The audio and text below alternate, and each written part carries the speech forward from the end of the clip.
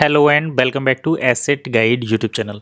आज की इस वीडियो में हम देखेंगे कि क्या रियल में देखिए अभी हम कुछ दिनों से स्टेबल कॉइन के बारे में जो इन्फॉर्मेशन है वो दे रहे हैं, किस तरीके से क्या नए अपडेट आ रहे हैं इस स्टेबल कॉइन को लेकर। तो मुझे कुछ ऐसी कमेंट्स देखने को मिली जिसमें आप लोग पूछ रहे थे कि हमारा जो OES है, मतलब हम जिस करेंसी को होल्ड करके रखते हैं OES, उसका यहाँ पर हमें क्या कनेक्शन देखने को मिलता है और किस तरीके से हम इस लिंक को कनेक्ट कर सकते हैं कि स्टेबल कॉइन है OES या फिर OES को लेकर ये चीज़ें अच्छी हो रही हैं क्या। तो देखिए इसी चीज़ को हम आज देखेंगे। सबसे पहले तो बात कर लेते हैं, OES का प्राइस फिक्स्ड है 42.5 यूरो, डील चेकर पर चेक कर सकते हैं, प्रोडक्ट बेस्ड है। अब बात कर लेते हैं इकोनॉमी की। तो दो बड़ी इकोनॉमी है, फर्स्ट इज US और सेकंड है चाइना। तो US जो है डॉलर बेस्ड इकोनॉमी सिस्टम पूरी दुनिया में लॉन्च करना चाह रहे हैं। लॉन्च तो ऑलरेडी है, उसका वर्चस्व बनाए रखना चाह रहे हैं।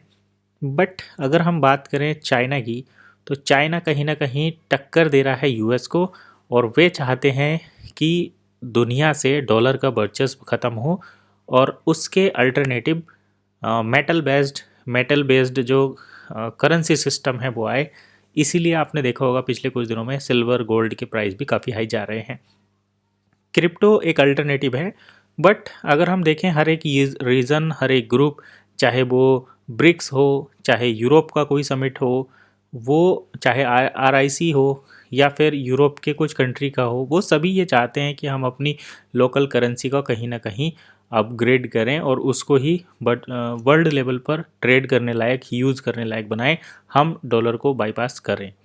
तो इसी सिलसिले को देखते हुए हर एक कंट्री ने जो बेटर उनको सजेशन मिला वो ये था कि हम जो हमारे करेंसी है उसी को इलेक्ट्रॉनिक करेंसी अगर बना दें, उसी को डिजिटल करेंसी बना दें, हम अपनी करेंसी का एक वर्चुअल फॉर्म ब्लॉकचेन पर प्रोवाइड कर दें डिसेंट्रलाइज तरीके से या सेंट्रलाइज तरीके से भी, तो उसको कहीं ना कहीं हम डॉलर के अल्टरनेटिव के तौर पर यूज कर सकते हैं।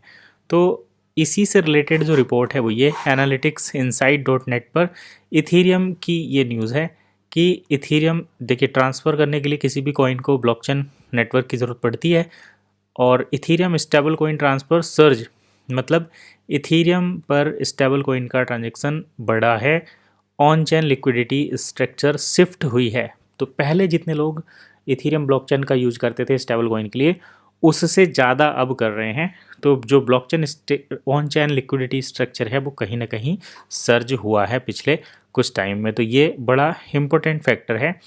आप चाहो तो ये फैक्ट भी देख सकते हो कि 2022 में FTX कोलैप्स हुआ है, उसके बाद लगभग ये 2,85,000 ये सारी चीज़ें, और कितने 2,40,000 तक ये बढ़ गया अर्लियर साइकिल। तो ये सारी चीज़ें हैं, ज़्यादा डिटेल में नहीं जा रहे। मेन बात यही है कि इथीरियम ने स्टेबल कॉइन पर ट्रांजैक्शन को बढ़ते हुए नोटिस किया है।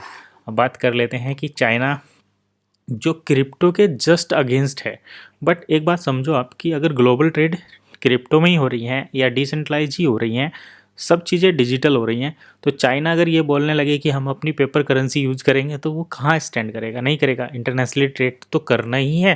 तो उसके लिए चाइना ने एक अल्टरनेटिव निकाला है कि वो अपनी ही जो सेंट्रल करेंसी है चाइना की, जो युआन है, उसको डिजिटल युआन में वो कन्वर्ट करेंगे और स्टेबल कॉइन एरा में, स्टेबल कॉइन की दुनिया में, स्टेबल कॉइन के युग में वो भी पीछे नहीं रहेंगे। तो चाइना अपने डिजिटल युआन को अपग्रेड कर रहा है और अपनी फिएट करेंसी के बदले में वो डिजिटल करेंसी प्रोवाइड कर रहे हैं।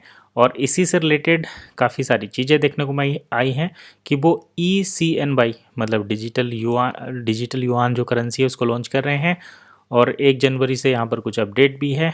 2019 में इन्होंने शुरू किया था और ये इसको कैश का अल्टरनेटिव बता रहे हैं। तो ये हुआ कि चाइना भी अब पीछे नहीं है और वो भी अब डिजिटल युआन प्रोवाइड कर रहे हैं।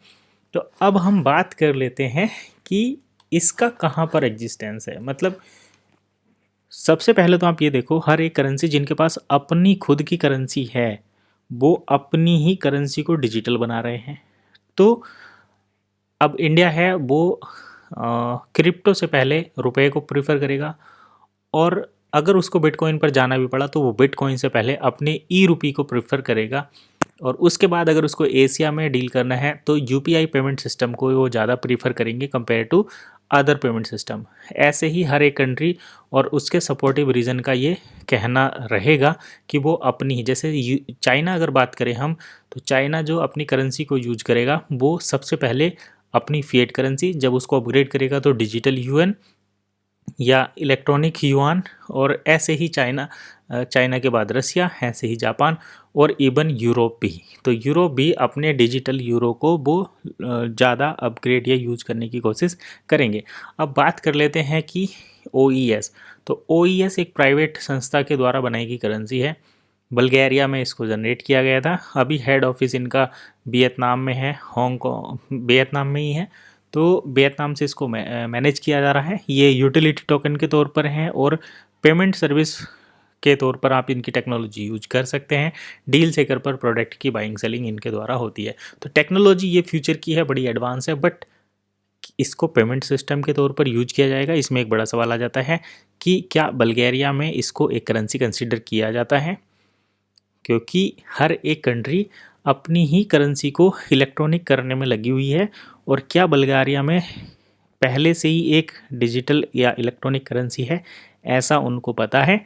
अगर है तो वो OES को ज़रूर करेंगे, यहाँ पर सारी चीज़ें मिल जाती हैं, लेकिन वो इन्फॉर्मेशन कब आएगी ये एक बड़ा सवाल है। तो वी आर जस्ट वेटिंग कि हमें कब वो न्यूज़ मिलती है।